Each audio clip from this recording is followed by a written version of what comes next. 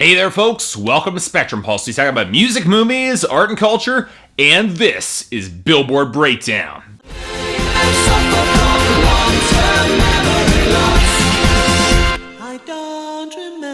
Now for this episode of Billboard Breakdown, we've actually got a bit of a slower week, thank God, as the holiday season comes ever closer and major releases start to slow down. This leads to a bit of an odd week on the charts, with major chart movement mostly linked to old songs being rotated out, the shift back to equilibrium after the American Music Awards last week that gave several songs a boost they subsequently lost, and the creeping dominance of The Voice as it heads towards its final episodes of the season. But before we get to that, it's time to talk about our top 10. And while Taylor Swift sits at the top with blank space thanks to massive sales and still increasing airplay, the big news is that Hozier has finally overtaken Meghan Trainor for the number 2 slot with Take Me to Church, mostly thanks to absolutely crushing streaming while maintaining steady gains in airplay and in sales. All About That Bass drops down to number 3, being held off mostly by YouTube having already peaked in airplay. And it's not the only song that's taken some body blows. Animals by Maroon 5 holds on to number 4 pretty much on airplay and a little bit of streaming, but right behind it is Uptown Funk by Mark Ronson and Bruno Mars, breaking into the top 5 with respectable gains driven mostly by streaming and sales. Good song, nice to see it here. Now all this drives Taylor Swift's Shake It Off down to number 6, which is holding on mostly thanks to YouTube, but the track is dropping in airplay having already peaked and probably won't be long in the top 10. Beneath that, we still have I'm Not the Only One by Sam Smith, still at number 7, mostly thanks to respectable stats pretty much across the board. Beneath that is our brand new arrival to the top 10, Lips Are Moving by Meghan Trainor at number 8 thanks to strong gains in everything but airplay, which always tends to lag behind a little bit anyways. It's just a shame that the song grates on my nerves so much because it amps up the tempo and does feature some good horns and organ leads, and while Meghan Trainor does have the personality to nail the kiss off to a lying, cheating boyfriend, the songwriting, I don't know, it could have used a little bit of work here between the stuttered ending to lyrics which does not sound good and the fact that it requires her to rap, and look, I'm sorry, I'm not buying it from her. It doesn't help matters that right beneath it is Jealous by Nick Jonas re-entering at number 9 thanks to solid gains pretty much across the board. An absolutely insufferable track that does its best to justify being a jealous, possessive asshole when, let's say, Chromeo released a far better song with the same title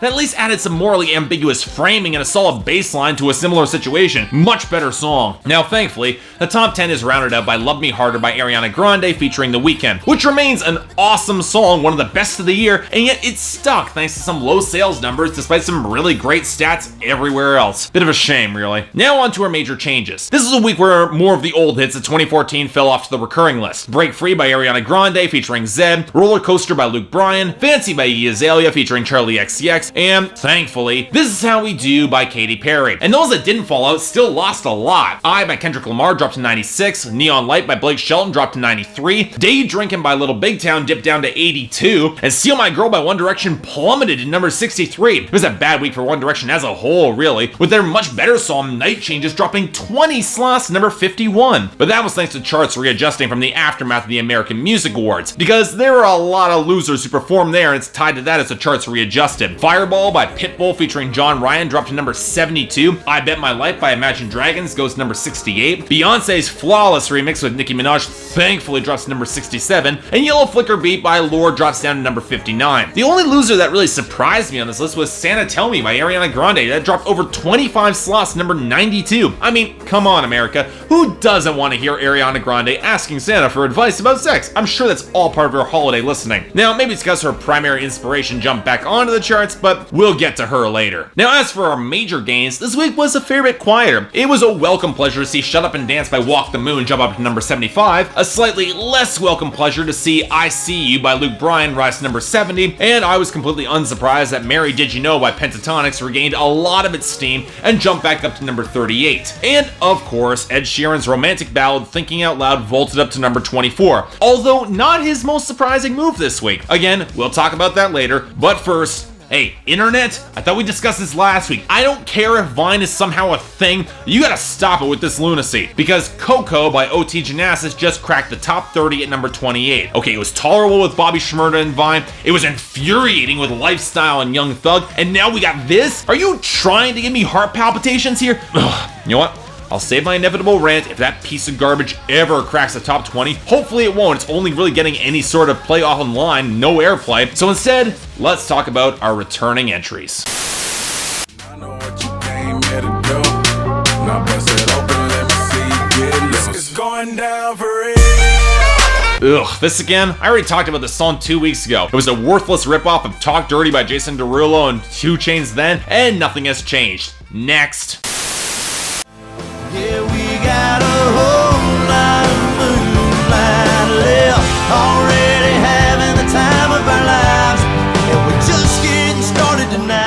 I didn't really talk about this song when I reviewed Jason Aldean's album, mostly because there isn't a lot to really say about it. Old Boots New Dirt was a better album than I had expected, but it wasn't because of this song, mostly because it's just more interchangeable and forgettable bro country cliches, where the big change in the song is that the girl seems to be hungry to tear things up instead of the guy. It's a slightly different lyrical twist to be sure, but unfortunately it doesn't redeem the issues in the production. Oily guitar textures that no amount of steel guitar can really fix, and obvious drum machines that no amount of cheap real drum production can disguise. But my biggest issue with the song is the tone, which has always been my issue with Jason Aldean on bro country party tracks, and that he never sounds like he's having any fun. He's taking things way too seriously, and yet his colorless guitars are never heavy or prominent enough to let the song kick any amount of ass. I'm not gonna say the song is terrible, it's not, but it's definitely mediocre. And when Jason Aldean could have released the exceptionally strong Don't Change Gone, one of his best songs, one of the best songs of the year as a matter of fact, instead he drops this? I'm sorry, no excuse for it, skip it.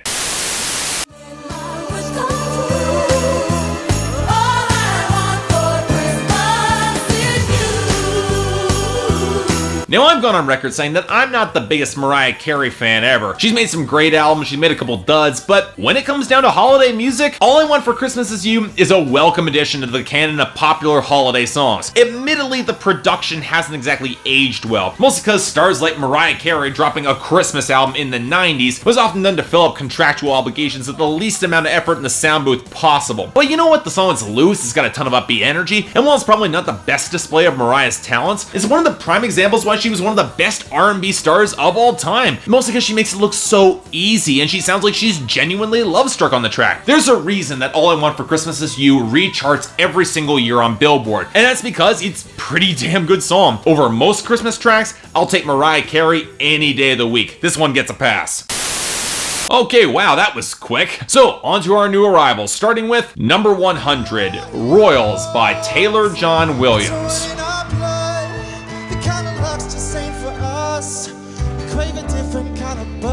Okay, as I said, I don't really watch The Voice. Apparently this guy was eliminated earlier in the week when the semifinals, but I can't say I enjoyed his cover of Royals from the previous week all that much, which jettisons the prominent and tight percussion of the original for wheedling strings in a guitar lick. In other words, there's none of the tight restraint and control that gave Lorde's version so much definitive power and presence. Williams' vocals didn't exactly impress me here either, mostly because he tries to add a lot more minor keys to his vocal delivery, and it loses a lot of that quiet, tempered defiance to the established system that made the original such a potent song. This, I'm sorry, this is just a mess. Skip it. Number 98, Like a Cowboy by Randy Houser. Sing you a song, steer your heart away like a cowboy.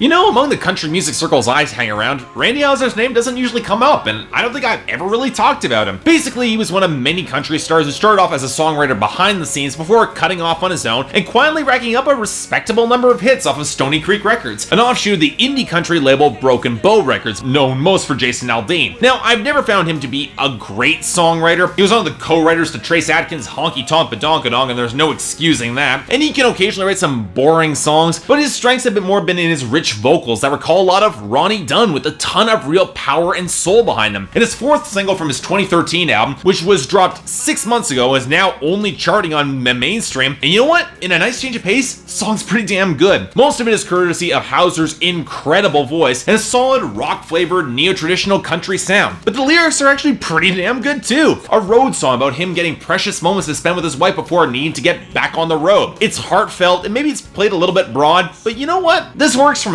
I'm giving this a pass. Really good song. Number 95, Lonely Tonight by Blake Shelton featuring Ashley Monroe.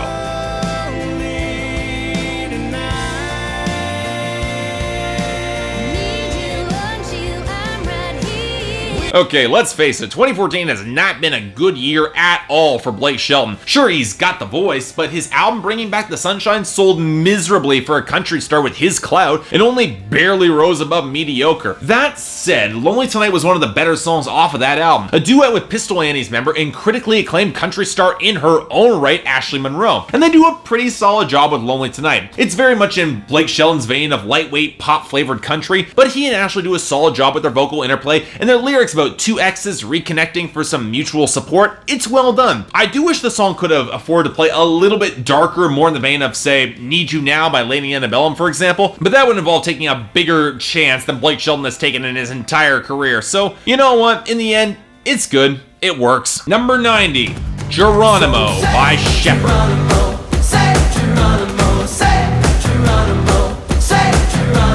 Well, here's an interesting specimen. An Australian indie folk pop band about an Apache tribal leader with a sound that wouldn't be out of place in late 2012 or early 2013 in the vein of Mumford & Sons. Now, this song was released back in February and is only now charting here. And honestly, I don't quite think this song is for me. I tend to like my folk with a little bit more lyrical heft and instrumental texture, or at least more backing melody, but this song, it's got some flavor, with the biggest asset being the male-female interplay that does lead to a pretty sticky and memorable chorus. Lyrically, it's about taking a step to reunite with an old love and taking that brave next step in order to make it really work this time. And yeah, it does earn its bombast, but I don't know. I wish the guitars were a little bit higher up in the mix because, you know what, the melody line is pretty damn good. I just wish we could have heard more of it. All in all, it's a good song, but you know what? It's not quite a great one. Number 87, Prayer and Seed by Lillywood and The Prick, featuring Robin Schulz.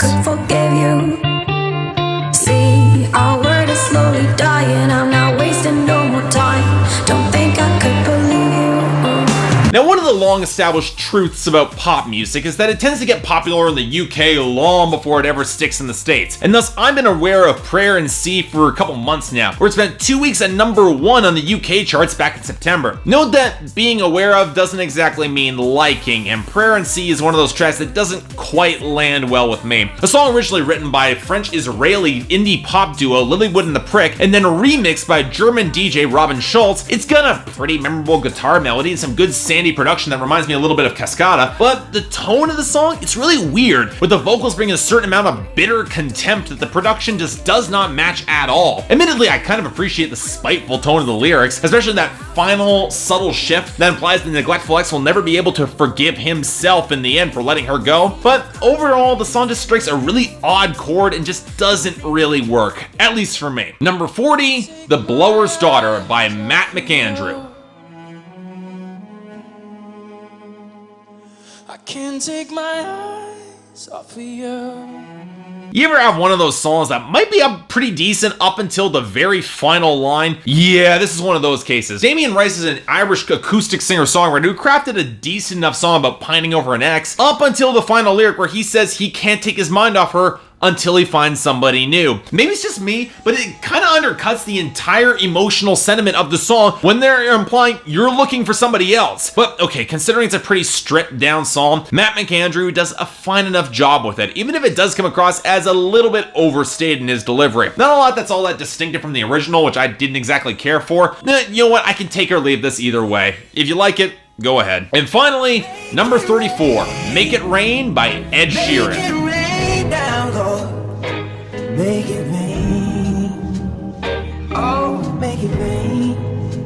So okay, I don't watch Sons of Anarchy, but from what I know of both Ed Sheeran and that show, I was surprised that he was tapped for this song. The other thing to note is that the song is a cover, originally written by Foy Vance, an Irish singer-songwriter that has done some touring with Ed Sheeran. And you can tell it's a cover because this song has jagged edges and bite to it that you don't normally see in Ed Sheeran's songwriting, and a sense of almost biblical drama in terms of its lyrics, which, unlike most Ed Sheeran songs, is a little bit vague. Implications of extreme pain that might come from taking a grave chance or a desperate choice. And arch imagery that might not land the most impact for me, but does have some real potency behind it, I can admit that. The big surprise for me with this song was Ed Sheeran himself. He's not an artist who really throws himself into his material with visceral passion very often, and yet he's shockingly good at it, and he does so on the song. I really liked it, which made Make It Rain really quite potent. Overall, I dug this song. I liked it. And overall, that's all we have for this week. A bit of a lighter week, but it's nice to see on occasion. For the best you know what? I'm gonna give this to Randy Houser for Like a Cowboy. He did enough for that song to really win me over. It's enough to get me interested in checking out his next album, and that is saying something. And I think I'll put Mariah or Ed Sheeran close behind him. For worst, I didn't have a chance to put G.D.F.R on the list 2 weeks ago, and coming up here now, so with the runner-up being Jason Aldean's mediocre new single. Overall, something of a sleepy, acoustic guitar-driven week, but it might just be the best on average that I've covered thus far in this series. Nice to see steps in the right direction. But until next week,